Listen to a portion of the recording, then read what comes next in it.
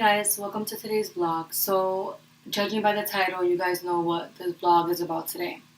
I want to start off by saying that I'm not advocating abortion. I'm not advocating premarital sex. This is a very controversial subject. It's not spoken about a lot, and I think that is an error that we have, especially for teens out there, for young women who are experiencing this and can't really find like a real life person that has been through this that they can learn from, their own personal experience, which is why I really wanted to speak about this. The reason I started my whole channel was to be able to inspire, to advise only in events that I've been through and experiences that I've been through. I do not believe in giving advice on something that I've personally never been through, because I wouldn't be giving you the best advice, especially from experience. So, jumping right into it, I was 16.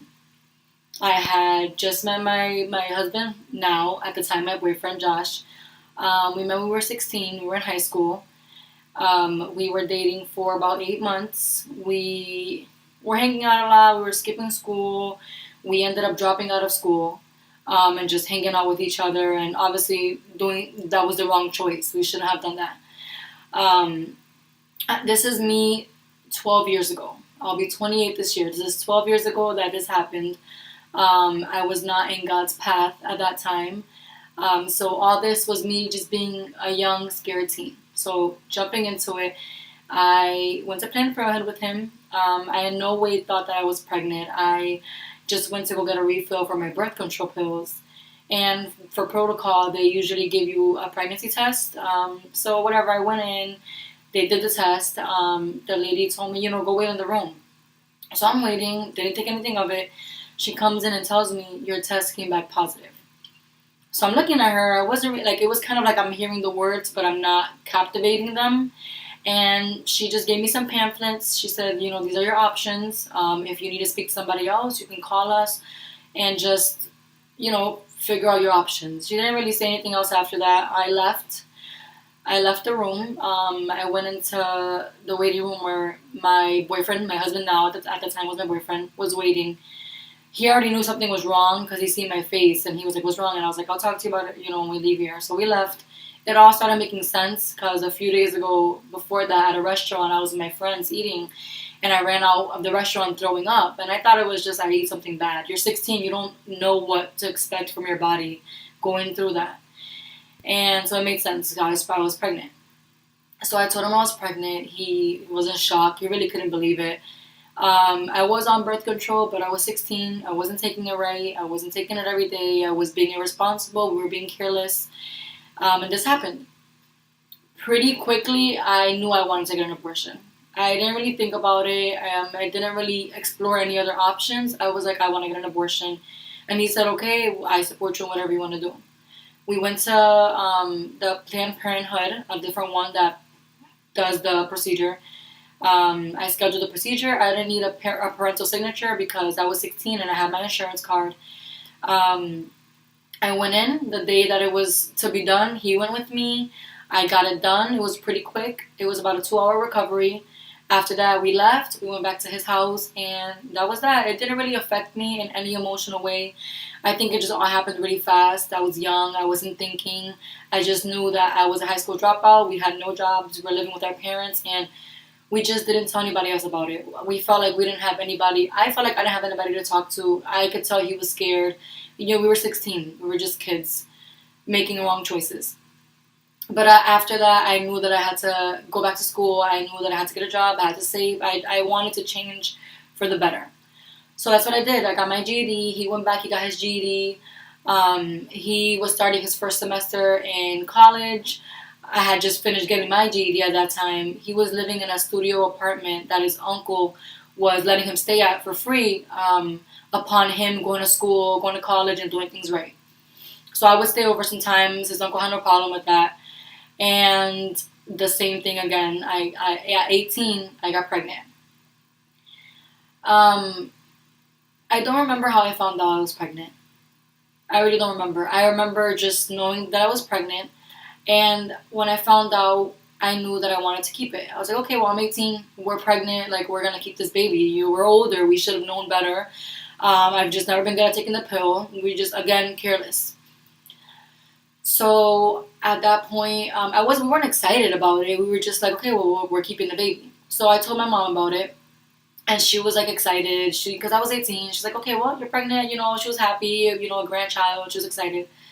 So a few days after we found out, we were in his studio apartment talking, and then it just dawned on me. He was like, I'm gonna drop out of college. I'm gonna get a job, and I was like, no, you need to stay in school. You need to finish school. You need to, you need to do good.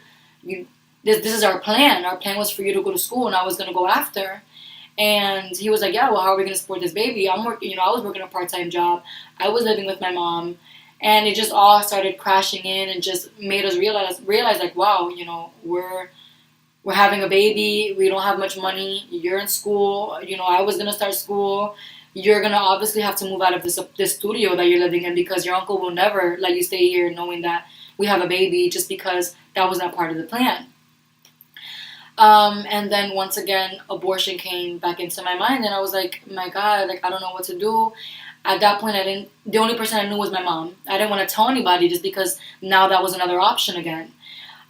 So I spoke to her about it, and she is very anti-abortion. She has 7 kids. She's never had an abortion. She instantly told me, I don't think you should get an abortion. I think it's a mistake. She's like, give me the baby and I'll raise the baby. And I told her, Mom, you didn't raise me in the best way, so I can never trust you with my child. And she just told me, if that's what you're going to do, I don't want to hear about it. I'm not going to go with you. I don't want to talk about it. That is your choice, but I am not agreeing with it. So again, I just felt alone. I felt like I had nobody to talk to. I was nervous. My boyfriend at the time, husband now, was nervous. We just didn't know what to do. So ultimately, I decided I'm going to get an abortion. I told him I'm going to get an abortion. And after this, we need to really get our crap together, because we can't keep doing this. Our second one.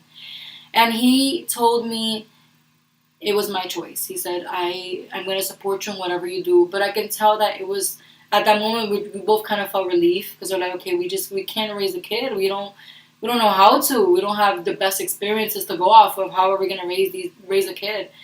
So I made the appointment. I remember the day was November 14th, 3 days after my birthday. So I went in, I'm signing the papers. The lady that's there with me, she's like, oh, your birthday, happy birthday.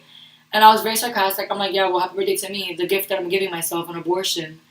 And I was just very overwhelmed, stressed out. Again, I didn't talk to anybody. I didn't reach out to anybody. I thought I had to go through this alone. My boyfriend, he was there and waiting in the waiting room. But it was very scary this time, because I was older and I knew what was happening. And so they take me into the room. I get dressed in my gown, and I just start breaking down crying. Like, I'm hysterically crying. The lady takes me out of the operating room, brings me to a separate room, and she was very, like, comforting, which is surprising, because Planned Parenthood has such a bad misconception of pro-abortion. But she was just like, are you okay? Do you want me to call somebody? Do you is there anybody that can be here with you? And she's like, I'll go get your boyfriend. But I was like, no, I just need a minute. But I was having literally an anxiety attack. She gave me like a bag to breathe out of, because I just felt lightheaded. I felt like I was going to faint. And she was like, you don't have to do this if you don't want to. If you want to go back and think about it for a few days, take a few days. I would advise you to take a few days. You don't seem mentally well to do this today. And I was like, no, I just want to get it over with. It's fine. Like, I'm going to do this. We're going to do this. She ended up bringing my boyfriend in anyways, because she just seen I was very just not in a right state of mind, I guess. So, he comes in, he's like, what's wrong? And I'm like, I don't know what to do. Like, I don't know if I should do this. I'm nervous. He was like, I don't know. Like, I'm going to support you in whatever you do, but this is what we planned on doing. So I was just like, I didn't know what to do. He left the room, and I just said, I'm just going to do this. I'm just going to get it over with. I go to the operating table. The doctor sees that I'm still crying, and he's like, are you okay? Are you sure? Is anybody forcing you to do this? And I'm like, no, this is my choice. I want to do it. He's like, are you sure? Once I put the anesthesia in, there's no going back. And I said, no, let's just do it. So he puts the anesthesia in. You're completely asleep when they do it. So I'm laying back. He's counting. I feel myself falling asleep. And I'm still crying. I literally feel the tears coming down my face. And I'm just like overwhelmed and already regretting it while I'm being put to sleep. So with this situation was when I was finally asleep, I what happened to me is every person's nightmare that they think is gonna happen when they're under anesthesia, that they're gonna feel it and they can't speak on it. So that is what happened to me. I was asleep.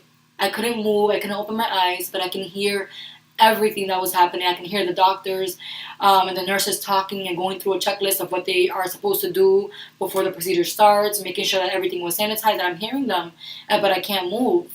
And I'm like, oh my God, am I gonna feel pain? Am I gonna like what am I gonna feel? I was really scared, but I couldn't move. I couldn't open my eyes. Nothing can come out. I start hearing a machine turning on, and it sounds like a vacuum. It's really what it sounds like, a vacuum. And I don't feel it entering me or anything like that. Sorry for being very detailed, but I'm doing this to get to a point. I did feel my stomach contracting, so I assumed that was the machine working. So I'm feeling it. I can even to this day remember it and feel it. You know, the noise of the vacuum, the feeling. It was very scary. It was very traumatizing. Once it was done, I did finally fall into it. I got to sleep, and I woke up, and I was already in the recovery room. I didn't tell anybody in the nurses or anything that I felt it, just because I wasn't in any pain. I wasn't gonna sue. I didn't want anybody to know that I had had another abortion.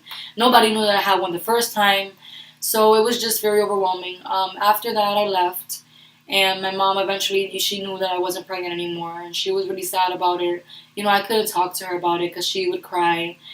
My boyfriend, I could tell he was struggling with it, but he also he wouldn't talk about it. He just didn't want to talk about it. With this one, I felt it emotionally scarred me because there was so much confusion with what to do. I instantly fell into a depression. I wasn't suicidal. I've never wanted to hurt myself, but I remember waking up days and days at a time after that, just not wanting to be awake, not wanting to be alive, just wanting to go to sleep and never wake up, because I had this depression. I had this these feelings inside of me that I had nobody to talk to, or at the time I felt like I had nobody to talk to. The only person that I actually wanted to reach out to during this time was my aunt. She was like a mother to me. She raised me during my preteen years, and she's always been somebody that I can go to no matter what. I remember when I graduated from my GED, she texted me. I was pregnant at that time. She texted me saying, "I'm so proud of you. Congratulations. Like, I see so many good things for you in the future." And I remember looking down at the text and saying, "My God, like, I don't want to disappoint her. I don't want to tell her. I don't want her to be disappointed in me." And I was younger. This was, 12 years ago. Um, my advice to young women, to teens out there going through this who maybe are currently pregnant and you don't know what to do, is speak to somebody. I'm not telling you have an abortion. I'm not telling you have your baby. What I am saying is learn from my experience and talk to somebody. I went through a lot of depression and mixed emotions when I could have just spoke to somebody, and it would have been just a moral support, somebody knowing what I was going through. Because with me, it wasn't suicidal, but with somebody else, it can be, because it's a very strong guilt you feel afterwards. The first time I was 16, it was so fast, I didn't have time to even process it. And the second time, it really did, it mentally messed with me. For months after that, I was depressed, and my husband, boyfriend at the time, he could tell there was something wrong with me. He was like, "What's wrong? Like, why are you like this? Why don't you want to talk anymore? Why don't you want to?"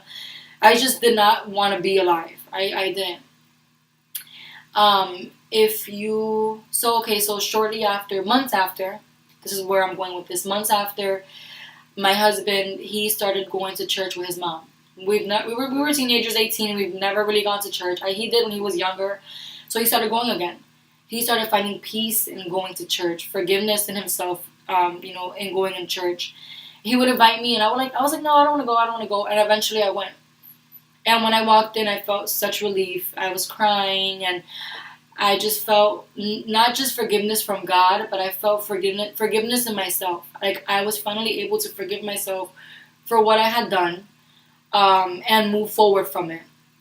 So after going through that, after going to church, I continued to go to church. I continued to be on God's path. Once we were on God's path, a few months into it, we decided to be celibate until the day we got married 4 years later. So for me, in this story, what I got out of it was being in God's path. That is my takeaway from it. Everything happens for a reason. I'm not saying get an abortion. I'm not saying have premarital sex. What I'm saying is just speak to somebody. If you are going through this, speak to somebody.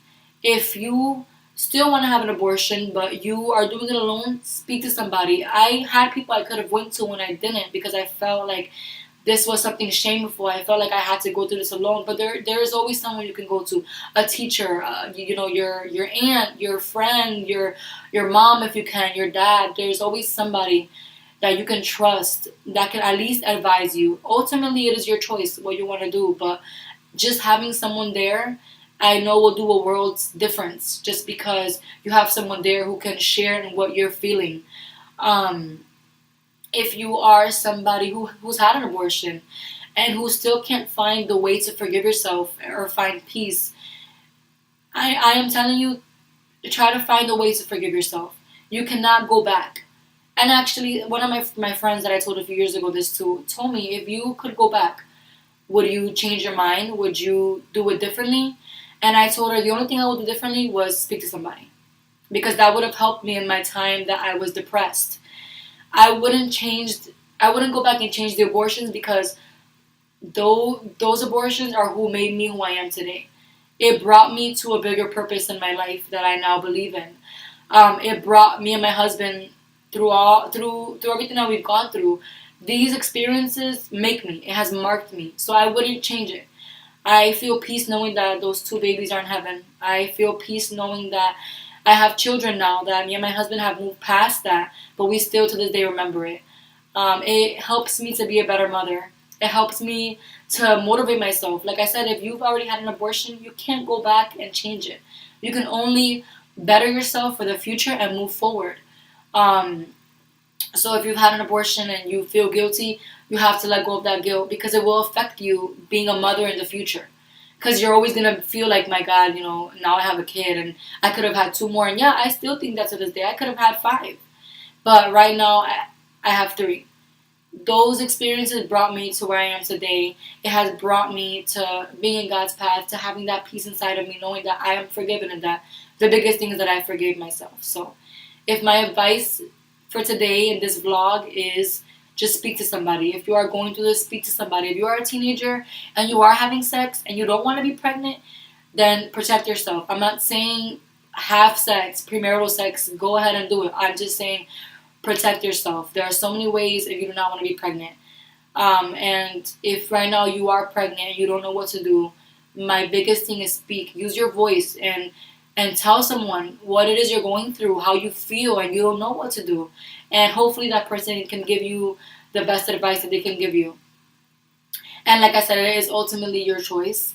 Um, Through this story, if I can inspire just one person to speak, to use their voice, to do things a little differently than I did, then I feel like this was all worth it to put myself out there. This is my story, why I'm putting it out there, to help a young teen or a young mother who has gone through this or who is going through this. So there are so many hotlines, there are so many resources in helping you get through this to make the right choice for you. So that is today's vlog. I hope that this can inspire somebody. If you want to share this, if you think that this can help somebody out there, you have my permission to share it on your social media page. This is strictly for positivity, strictly to spread advice, to spread love, to inform young women and teens in this generation. And even if you are not pregnant, and even if you've never gone through an abortion, but you can hear my experiences from it. At 16, not just doing it, and at 18, really regretting it, and actually being able to hear the procedure itself was something that really it stuck in my heart, and to this day it still sticks in my heart. And like I said, the outcome is that it brought me into God's path, and it brought me to being celibate for 4 years, which is a whole other vlog that I will talk about. Me and my husband being celibate after being sexually active. So give this video a thumbs up if you like it. Share it. If you haven't subscribed, subscribe to the Feeding Five family. I have more experiences that I will be sharing. And let's continue to spread love.